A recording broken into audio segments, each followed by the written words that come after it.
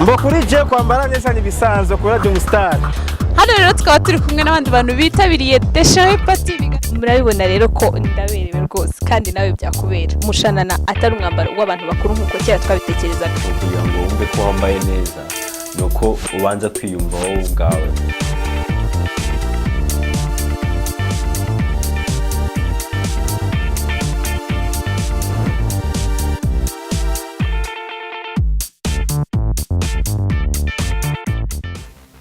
Twongeye kubasuhuza nshuti bakunzi ba Tsapa Fashion Show. Uyu ni wa mwanya mwiza tubageza amakuru atandukanye ajyanye na fashion ndetse n'ubuzima busanzwe. Imyenda ya Center uwamahoro, kiganiro ni Tsapa Fashion Show. Ntugera huye.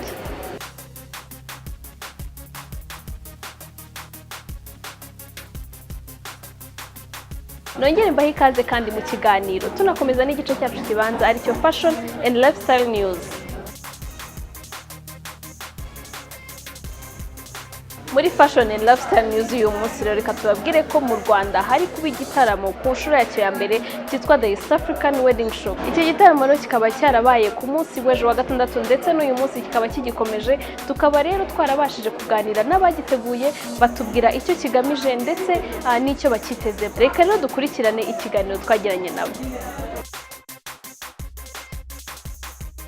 Aha rero turakaba ari mu mujyi wa Kigali muri Kigali Convention Center ahari gutegurwa ahazabera igitaramo kizaba kuri wa gatandatu no ku cyumweru. Iki gitaramo rero kikaba kizahuza abantu batandukanye bavuye mu bihugu bitandukanye, harimo aba designers, harimo aba makeup artists, harimo aba wedding planners.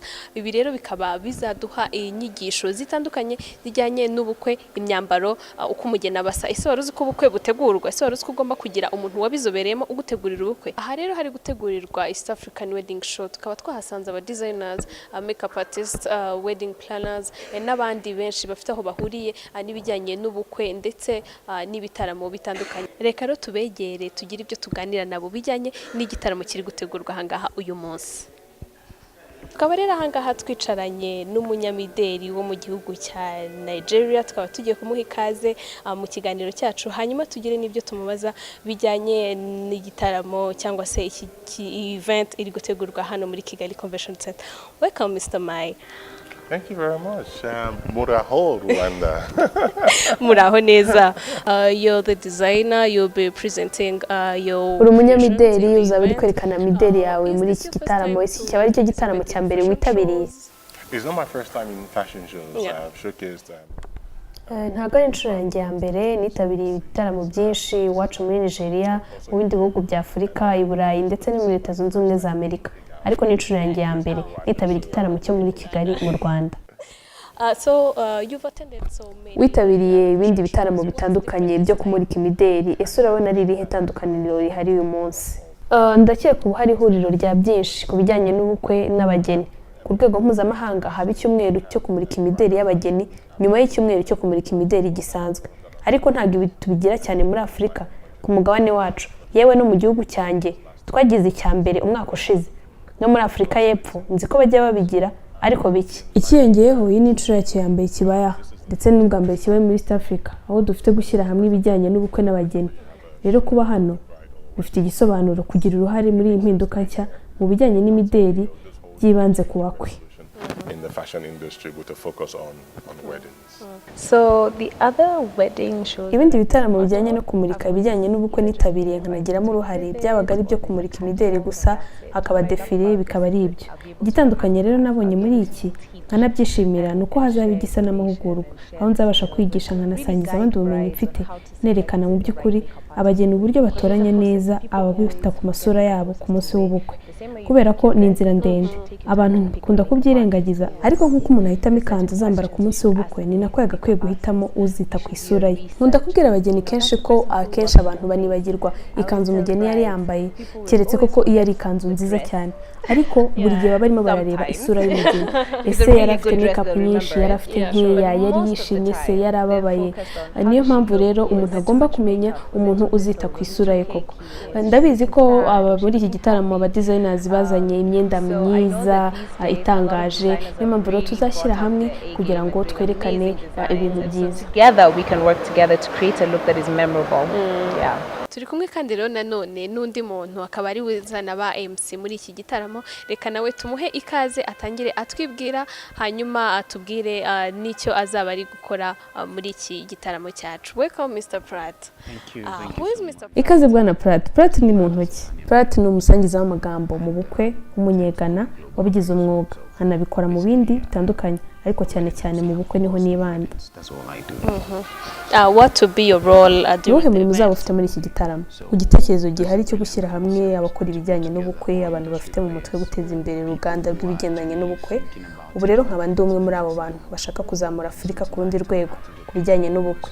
Nzaba ndi gukora ibintu bitandukanye, harimo kubanza abandi guhuza amagambo mu bitaramo, nzaba nkoresha abantu batandukanye interview, kuko navuye muri Afurika y'Uburengerazuba, nzaba nsangiza abandi ubumenyi bwanjye. Ndetse nzanigisha abantu uburyo umuntu yakora igikorwa kikandika izina kikazaramba kabone nubwo yaba atagihari. Talking about wedding planning, which is very interesting and not common in Rwanda. Turi kuvuga ku bijyanye no gutegura ubukwe, ubona ari ngombwa kugira umuntu wabizobereye utegura ubukwe kuva butangiye kugeza burangiye, cyane ko ari ibintu tutamenyereye hano mu Rwanda. The whole wedding.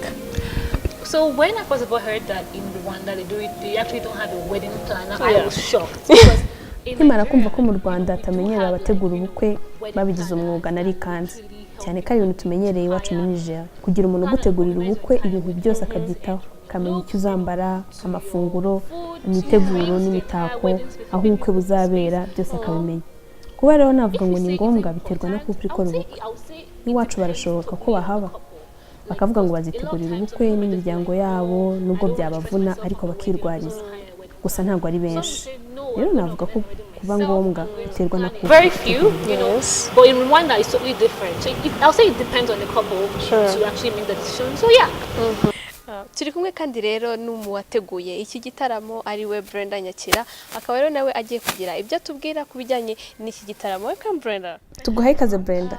So Brenda, how big is the team? Itsinda ryateguye iki gitaramo ringana rite? I'm actually working with Ndi gukorana na kampani izobereye mu gutegura ibitaramo n'inama zitandukanye yitwa Ikaze PCO. Tukaba turi itsinda ry'abantu bagera kuri 6. Urumva ntago turi benshi, ariko turi kugenda tubona ubufasha buturuka ku bantu benshi, harimo nka Rwanda Convention Bureau yadufashije mu rugendo rwose kugeza n'uyu munsi. So the wedding shows are not common, Se niki especially in cyabateye Rwanda. kumva mwategura igitaramo nk'iki ngiki cyane ko tutakimenyereye hano mu Rwanda? So I actually run a page on Instagram called the African Brides. It's a platform where people. Hari urubuga mfite kuri Instagram rwitwa East African Bride. Ni urubuga runini aho abantu benshi muri Afurika y'Uburasirazuba nk'uko mujya mwumva Bernager Weddings, aho abantu batandukanye bakora ibijyanye n'ubukwe, abacuruza imyenda y'abageni, amakanzu, imyambaro ya gakondo, abafotora, abadekora n'abandi batandukanye bashyira amafoto yabo, abantu bakayabona bakayishimira, bakaba banabona aho babariza ibyo bakunze. Nifuje rero kubibona kugira ngo bye kuba iby'abanyarwanda gusa, ahubwo abantu batandukanye bacuruza ahantu hatandukanye, abanyamahanga bagira amahitamo menshi. Rwandans to be able to come and here and find a person who sells wedding gowns in Kenya, so they can have all those options. Yes. How did you get to choose? Natuye mute abanyamideli bazitabira kino gitaramo.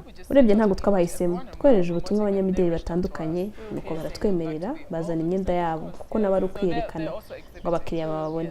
Naho se ikijyanye n'abamodels aba bazamurika iyi mideli, What about the models? ababo ni abagence hano mu Rwanda twakoranye iduha berekana imideli. Mwagiye mubahaye imyirondoro y'aba models hanyuma bihitiramo cyangwa ni mwebwe mwabahitiyemo? Agence duha urutonde rw'aberekana imideli bafite, hanyuma natwe tukabaha aba designers, hanyuma bakavuga ngo tuzakorana n'aba ngaba n'aba ngaba.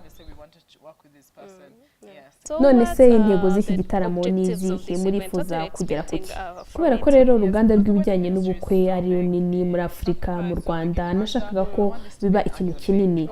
Reka tureke kujya Dubai naho hose mu gihe dutegura ubukwe, reka tureke abanyamahanga baze mu Rwanda, abo banyanigeria baze mu Rwanda, abo banyakenya baze mu Rwanda, tubonane n'abacuruzi batandukanye bavuye mu karere hose kugira ngo dutegure ubukwe. I want it to be big and annual and yes. Sure. ngira ngo mubashije kwiyumvira muri make iki gitaramo kigamije. Reka kandi tubararikire amakuru arambuye ku bijyanye n'iki gitaramo nuko kiri kugenda mu kiganiro cyacu cy'ubutaha. Reka kandi dukomeze n'igice gikurikiyeho aricyo Fashion Academy. Waba ufite dread, waba uzibazaho ibibazo bitandukanye, waba ufite amakuru atandukanye ajyanye n'inkomoko yazo. Uyu munsi muri Fashion Academy tukabateguriye imvo n'imvano cyangwa se inkomoko ya dread. Kurikira.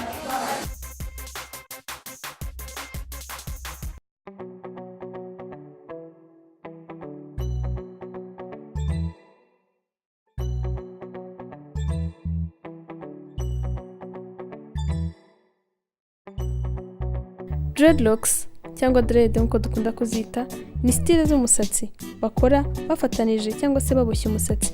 Aha bawuboha uri wonyine cyangwa se bakawubohesha ibindi bintu. Uyu munsi rero muri Fashion Academy yacu tukaba tugiye kubabwira imvo n'imvano ya dreadlocks cyangwa se dread.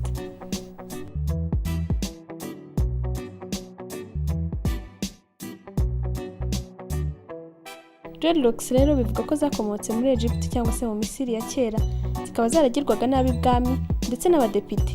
Hakaba rero haragiye hatoragurwa perruque z'amadread ndetse na za momi. Iyi ngiyi akaba ari imibiri baba barabitse ku buryo itazabora, bakaba barayisanze ifite za dread. Dreadlocks kandi saba gusa bazitunze, kuko kera mu myaka ya 2500 kugeza mu 1500 mbere ya Yesu Kristo, imyemerere y'idini rimwe mu Buhinde ari ryo Vedism, imana yabo Shiva yaba yari ifite imisatsi y'amadread, akaba ariho bakomora ayo bari bafite. Abandi bavuga mu mateka n'abitwa abacelte, yakaba ari community imwe bitaga Indo-Européen. Abangaba bakaba barabaga i Burayi, abakaba bari bafite imico yihariye, indimi zihariye ndetse n'imisatsi ikoze amadread bavugaga ko imeze nk'inzoka. Saba gusa batunze amadread kandi, kuko mu gihe cyo hambere nanone ngo abagereki bamwe abo bitaga aba Vikings bo mu gihugu cya Norvège ndetse n'abanaga babarizwaga mu madini atandukanye, nabo ngo bajyaga batunga aya madread. Dreadlocks rero zagiye zitungwa n'abantu batandukanye bitewe n'imico ndetse n'imyemerere, ngo yaba yaramenyekanye cyane mu isi ya none kubera abarastafari, abo bakunze kwita abarasta. Abarasta rero ni abantu bagira imico myinshi itandukanye, gusa ku kijyanye n'imisatsi yabo ngo ni ikimenyetso cy'ubumwe bafitanye n'Imana. Ibyo ndetse bakura muri Bibiliya, aho yaba yarabujije umuntu kwiyogosha umusatsi. Ibi kandi ngo byaba bifitanye isano n'imbaraga zikomoka mu musatsi, nk'uko Bibiliya bivuga kuri Samson, ikanashushanya kandi umugara w'intare, ikimenyetso cya Empereur wa Ethiopia ariwe Haile Selassie, bafata nk'intare y'umuryango wa Yuda. Kwambara dread kandi ku mutwe ngo ni ikimenyetso cyo kunangira kwakira ibyadutse byose, ahubwo bakaguma mu buzima bwabo ari naturel. Nubwo rero dread zatunzwe n'abo bose kubw'imyemerere n'imico itandukanye, uyu munsi zinjiye muri fashion, zigashyirwaho n'ushatse wese, yaba umugore cyangwa umugabo, uwemera Imana cyangwa utayemera, umukuru cyangwa umutoya, uko abikunze, ntacyo agendeyeho, akoresheje umusatsi we gusa cyangwa se akoresheje extensions, aha bidafitanye isano na gato n'inkomoko twagiye tuvuga hejuru.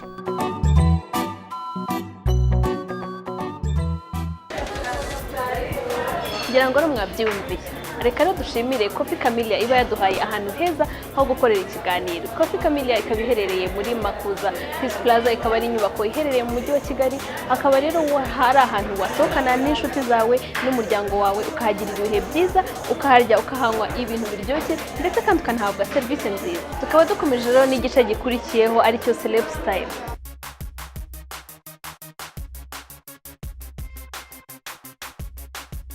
Style uyu munsi rero tukaba twabazaniye umustar w'umunyarwanda, tukaba ndetse twaramusuye aho akorera akaduha ikiganiro. Reka dukurikirane ikiganiro twagiranye nabo. Kaze muri CCA Style y'uyu munsi rero, uwo mutumirwa tubafitiye uyu munsi akaba ari umustar w'umunyarwanda ugiye kutubwira ku mateka ye, ndetse tukagira n'ibindi bibazo bimwe na bimwe tumwibariza. Uwo nta wundi rero ni umukomedie Arthur. Umuntu yavuze Arthur utawumva ibitwenge bije. Reka rero tumuhe ikaze mu kiganiro atwibwire, hanyuma dukomeze. Ikaze mu kiganiro Arthur. Asante sana. Amakuru ni meza. Watangira twibwira? Ubundi amazina yanjye nitwa Arthur Nkusi.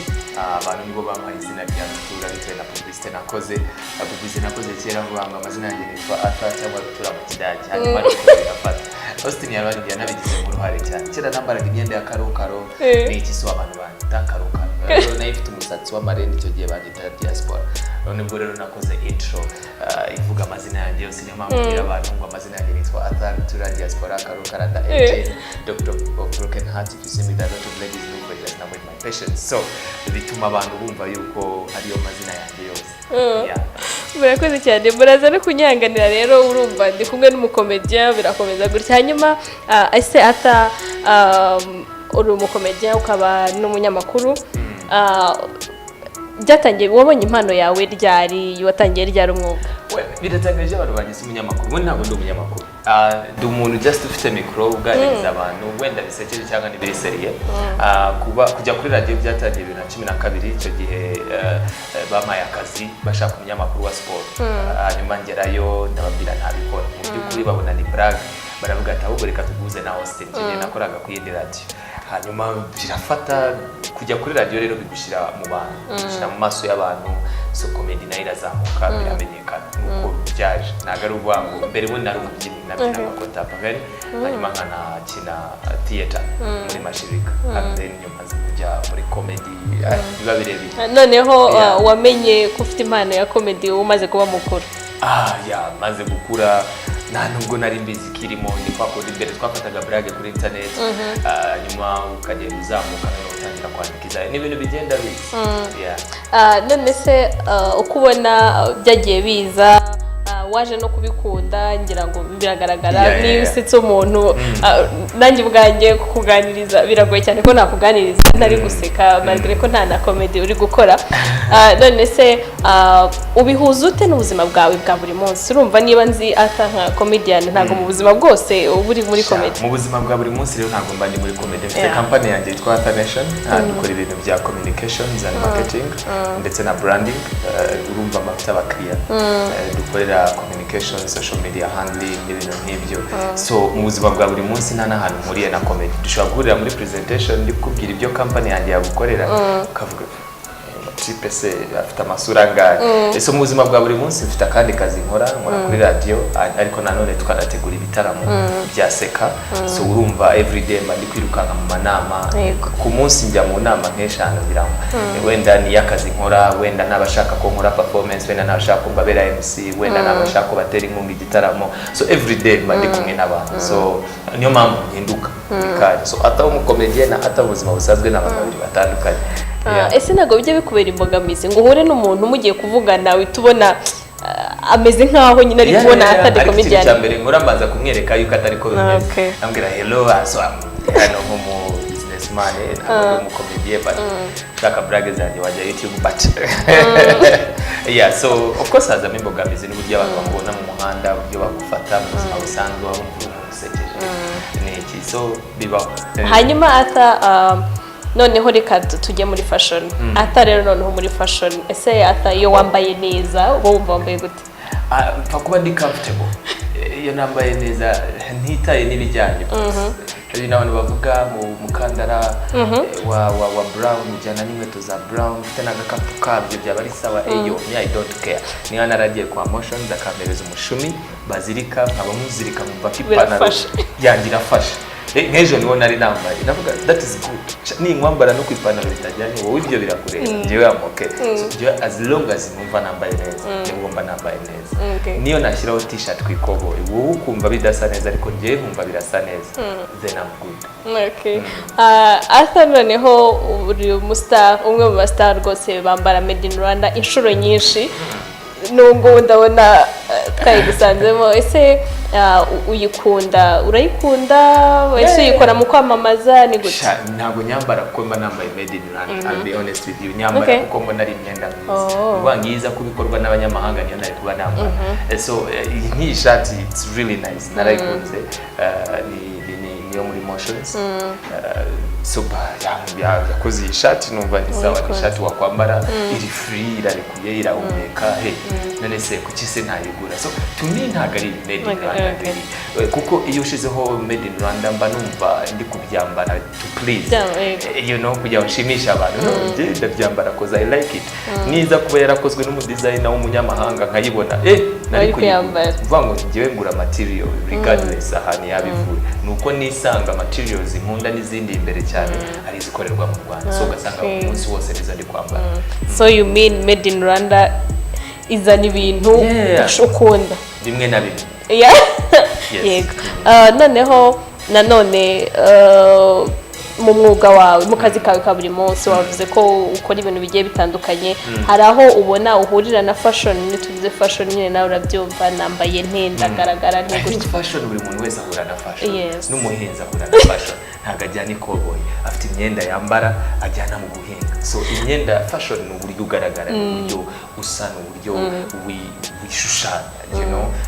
Twaremwe dusa ariko iyo twambaye turatandukana. You see, so uburyo wambaye bimbwira uko uyu munsi umeze, uko wiyumvamo. Uburyo nambaye bikubwira uko umunsi wanjye uhagaze, uko niyumvamo muri njye.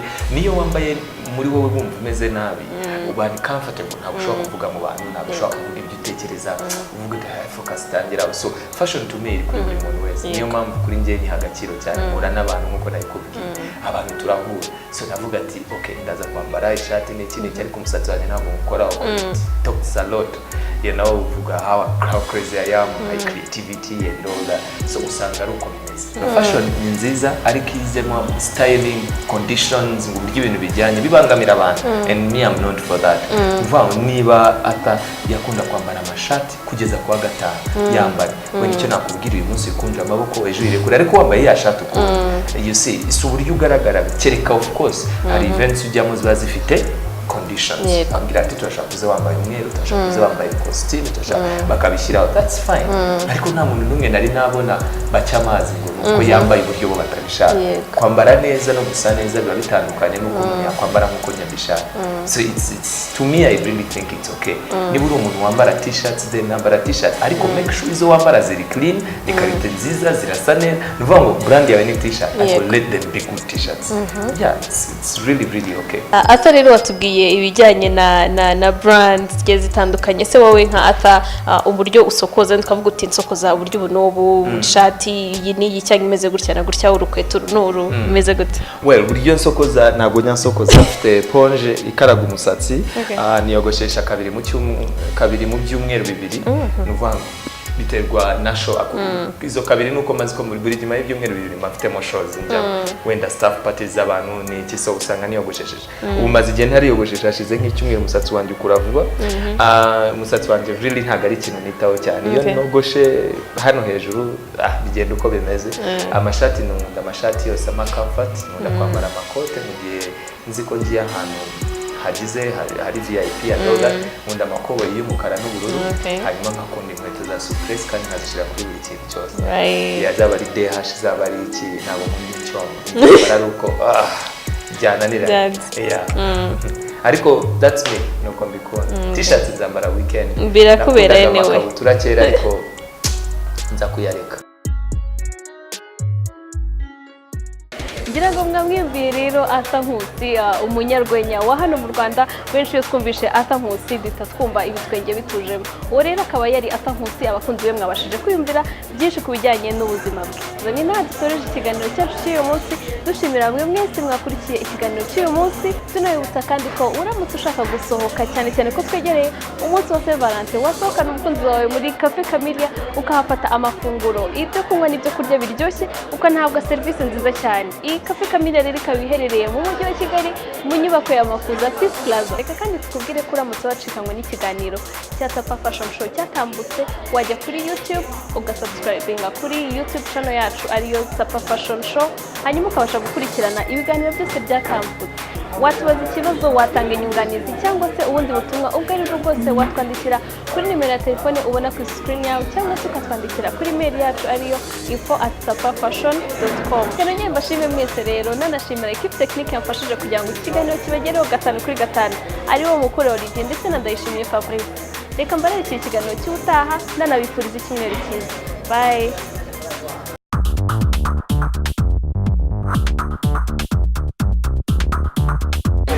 Kuri je kwambara neza ni bisanzwe kuri Radio Star. Hano rero tukaba turi kumwe n'abandi bantu bitabiriye Deshawe Party. Murabibona rero ko ndaberewe rwose, kandi nawe byakubera. Umushanana atari umwambaro w'abantu bakuru nk'uko kera twabitekerezaga. Kugira ngo wumve ko wambaye neza nuko ubanza kwiyumva wowe ubwawe.